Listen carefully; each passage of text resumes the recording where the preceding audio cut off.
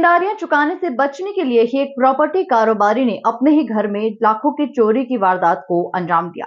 जानकारी देते हुए एडिशनल डीसीपी अभिनय विश्वकर्मा ने बताया कि 2-3 दिन पूर्व द्वारकापुरी थाना क्षेत्र में एक चोरी की वारदात सामने आई थी, जहां एक युवक द्वारा शिकायत दर्ज कराई गई थी कि वह अपनी नानी के घर गया था और जब वह वापस आया तो घर का ताला टूटा हुआ था और अंदर का सारा सामान अव्यवस्थित था। वही अलमारी को तोड़कर अज्ञात चोर लगभग 53 लाख रुपए नकद और सोने चांदी के जेवर चुरा कर फरार हो गए थे। पूरे ही मामले में जब पुलिस ने तलाश की तो यह बात सामने आई कि फरियादी के पिता संजय पाटिल प्रॉपर्टी व्यवसाय से जुड़े हैं, जिसमें प्रॉपर्टी का व्यवसाय करते करते कई देनदारियां कर ली थी और उस पर से कर्ज बढ़ गया था। घर में रुपया रखा था, वह लेनदारों को देना था, लेकिन नियत खराब होने के चलते वह देना नहीं चाह रहा था, जिसके चलते अपने ही घर में प्रॉपर्टी व्यवसाय संजय पाटिल ने चोरी की वारदात को अंजाम दिया। वहीं बताया गया कि उसने प्रॉपर्टी के कई सौदे एक साथ कर लिए थे, जिसका रुपया अब वह लौटाना नहीं चाहता था। इसके चलते फरियादी के पिता ने अपने ही घर में चोरी की घटना को अंजाम दिया। बहरहाल घटना के बाद से ही पुलिस लगातार जांच कर रही थी, जिसमें घटनास्थल के आसपास संदिग्ध व्यक्ति नहीं दिखा, जिसके चलते सीधा शक फरियादी के पिता पर गया और पुलिस ने 2 दिन के भीतर ही इस घटना का पर्दाफाश कर दिया। फिलहाल आरोपी से 19 लाख रुपए पुलिस ने बरामद कर लिए हैं। बाकी के रुपयों के बारे में और पूछताछ की जा रही है।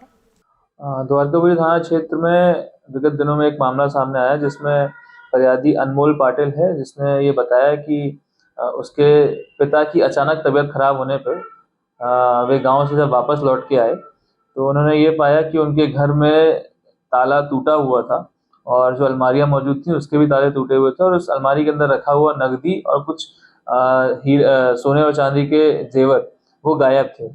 इस पर से पूछताछ करने पर उनके द्वारा एक लगभग अनुमान बताया गया लगभग 53 लाख रुपए की नकदी जो उसके अकाउंट अलमारी में रखी हुई थी वो गायब है।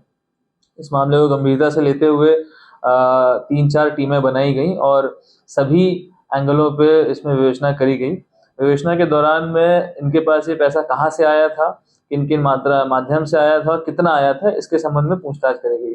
पूछताछ के दौरान में सामने आया कि इनके पास में ये जो फरियादी के पिता हैं संजय पाटिल, वो रियल एस्टेट में सौदे का काम करते हैं और लगातार कई प्रॉपर्टी के सौदे करके उसको ऊंचे दामों पे दूसरे लोगों को बेचते हैं।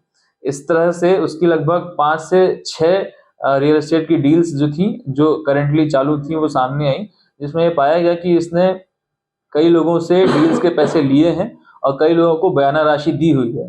तो बयाना राशि बची हुई कई लोगों को ना देने पड़े और जो पैसा इसके पास आया है वो छल करके अपने फायदे के लिए इस्तेमाल कर ले, इसलिए इस प्रकार से इसने ये घटनाक्रम झूठा रचा, जिसमें उसने स्वयं बताया कि लोकल मार्केट से जाके उसने एक लंबा लोहे का सरिया टामी जैसा लिया, उसके माध्यम से दरवाजे को तोड़ा रात में और अलमारी को भी क्षतिग्रस्त किया और जो पैसा उसके अंदर रखा हुआ था उसने अपने साथी दरानों को वितरित करके उस पैसे को गायब कर दिया और चोरी की रिपोर्ट करवाई।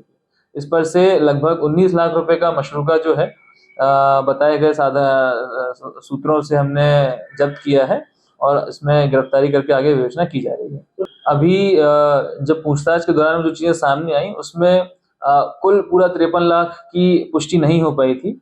पूछताछ में 2-3 डील्स थी जिसमें इसने किसी में 5 लाख रुपए बयाना दिया था, किसी में 2.5 लाख रुपए बयाना दिया था। कुछ एक डील थी एक वहीं पास में रहने वाले एक परशुराम करके व्यक्ति हैं जिनसे मकान का सौदा करके इन्होंने 5 लाख रुपए दिए थे उसको और उसी मकान को किसी तीसरे व्यक्ति को बेच करके 46 लाख में सौदा किया था। इसके जो बचे हुए 35 लाख थे वो इनको देने थे।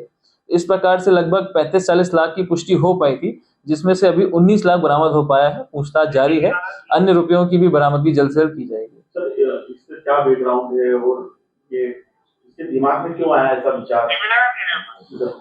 चूंकि ये जो आरोपी है ये रियल एस्टेट में प्रॉपर्टी डीलिंग्स का काम करता है और ये लगातार एक समय पे 5 से 6 डील्स कंटिन्यू करता है, तो उसको उस पैसे का फायदा मिल जाए, एक डील में पैसा लगा दिया जाए और जो जिसको पैसा देना है उसको पैसा ना देना पड़े।